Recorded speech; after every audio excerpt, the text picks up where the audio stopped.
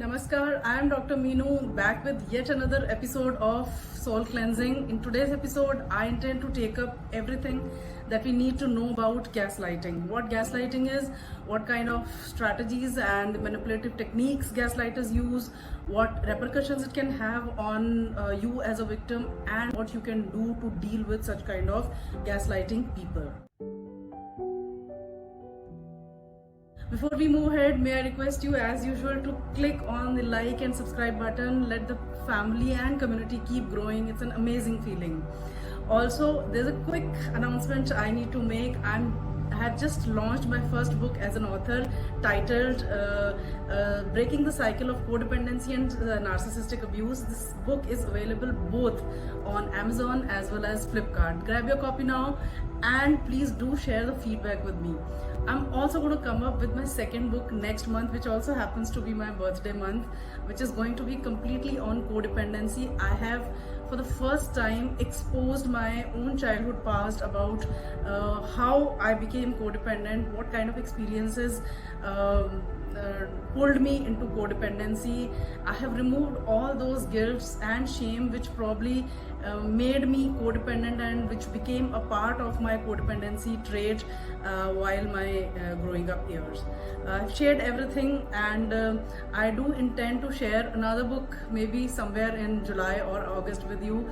Your blessings and your support helps me a lot in opening up about all that which matters to me, which somehow helps somebody understand that they are codependent or they are in a narcissistic codependent relationship, so that right steps can be taken to safeguard your own sanity. So, what is gaslighting? The gaslight word was first used in a 1938 play by Patrick Hamilton, which was later adapted in a movie in 1944 with the same name, Gaslight. The husband in the movie dims the gaslights of his house every day so as to mess up the reality and make his wife go insane and think and accept that she's going insane, so that she could commit to mental asylum and he could grab the share of her property in his own name. So this gives an idea as to what exactly gaslighting must be. It is basically a psychological strategy which is used to intimidate, influence, or gain power and control over the other person. So basically this is a power dynamic in which power is completely imbalanced. One person has all the power and another person is completely powerless. There is no room for compromise. There are discussions which enter into arguments, and these arguments never reach any conclusive solution. So what happens is the abuser many a times does give affection and love to the victim, but it is abruptly withdrawn. Again, it confuses the victim as to what wrong have I done, there must be something which I have said or something which I have done because of which suddenly the love has been withdrawn. Also, there are times when apologies are also given, but these apologies, the language of the apology is so subtle, which only if you understand what is the meaning of projection or manipulation or gaslight, you would know that you are being manipulated. Otherwise, many a time victim doesn't understand that these subtle messages are basically a sort of gaslight. So the apology will come with a message that I'm sorry if you feel that ways. It's never I'm sorry I have hurt you or I have done something wrong to you. So that there is a difference in the way apology is being given. The brain of the victim is confused to an extent where he or she starts thinking that everything that I say is wrong, everything that I do is wrong. It's mostly like walking on the eggshells. So you're always fearful of upsetting the other person. Most interactions will leave you feeling confused, small, and ashamed. The gaslighter will, in all probability, deny that an incident or a conversation ever took place, or in case it took place, the narrative that you are saying does not match with his. So they'll always try to project things onto you. They'll distract from their own behavior and start projecting things on you. Their actions will never match their words, and while they're projecting things on you, it will be like using your friends, your families, your relatives by statements such as, even your friends and family, they say the same thing about you. Or on the other extreme, even your friends and family, they are like you. So they mess up in such a way that you are always wrong. That is the way these gaslighters, they behave. They are usually unsupportive of your growth because of their own insecurities, and in all probability they will never accept that they are wrong at any, they'll never take accountability for any action of theirs. Every incident or every conversation that you try to discuss will be minimized, so that you start feeling confused about your own opinions as to, am I being sensitive or overreactive? So the entire incident or the conversation will be minimized so gravely that you would start doubting your own belief system. So what kind of statements do the gaslighters use? They use several statements. Some of them are something like, you need help, you are going insane, you are oversensitive, you are over emotional, you're so insecure about yourself, you're so defensive all the time, you are a drama queen or king, you're a drama king, you think too much, you are making a big issue out of a small thing, it was not even an issue, you are just maximizing or increasing the impact of the entire conversation.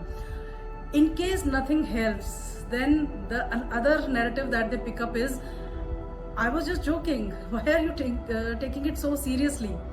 So these are the kind of statements that they usually use when you discuss any conversation that happened or any incident that happened which made you feel small or ashamed. Now, when it comes to repercussions on the victim, what kind of repercussions? When on a chronic basis you are dealing with a gaslighter, the kind of repercussion it has on your brain is, you start having self-doubts. The victim starts feeling confused about all the incidents. In fact, he or she becomes forgetful all the time, missing out on important things. It's not just about the reality which is being messed up, it's about the daily routine activities which starts getting messed up. There is lack of self-confidence, there is lack of self-esteem. The victim starts judging himself or herself, and also in the long run, as I say, in the chronic basis, if this continues, the victim starts having self-doubts and gets into self-criticism mode. So these are the repercussions which could be quite dangerous in the long run if you continue staying with a gaslighter, or if you continue allow the gaslighter to mess up with your reality. So what are the kind of statements, how you can deal with the gaslighter? Before I talk about how to deal and what kind of statements to be used, remember that when it comes to gaslighting, you have to stick to your version of reality. Come what may, you have to remember that there is a version of reality which you have, and it is not incorrect, it is correct.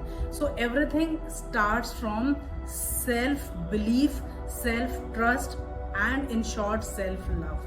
If you love yourself, you'll understand that anything, when somebody is trying to mess up with your brain, you'll understand that this is basically a manipulation.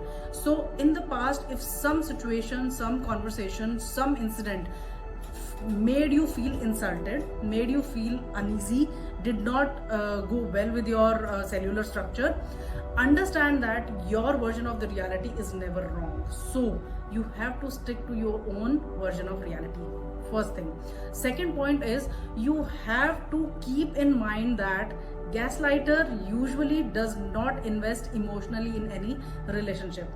Therefore, it is very important for you also to understand that maybe the other person who's gaslighting is using me as a commodity. So I must not invest emotionally in the conversation. So while the conversation is going on and the person is projecting himself or herself onto you, you have to stick to one thing, that his statements does not define you.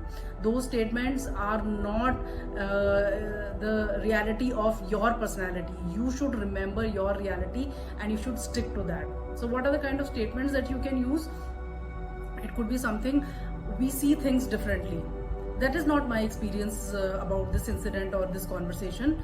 If you continue engaging with me like this, I'm walking away. I don't think I will be interested in this conversation because you seem to have a different way of narrating the same incident. I felt insulted, and that's why I'm drawing a boundary.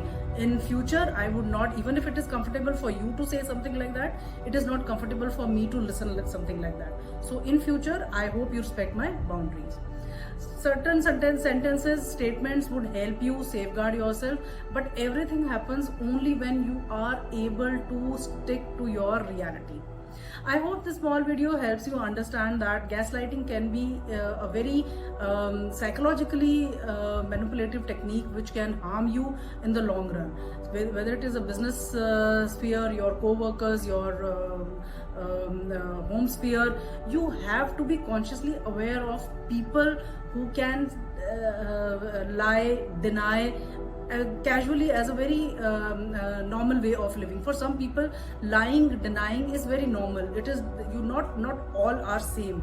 We all grow up with the mentality that all human beings are same. With some experiences which change certain people. No, in some cases you have to accept that there are dark energies, there are dark people.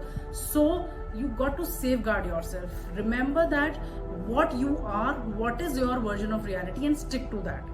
Hope to see you again in next episode. Thank you so much. Namaskar.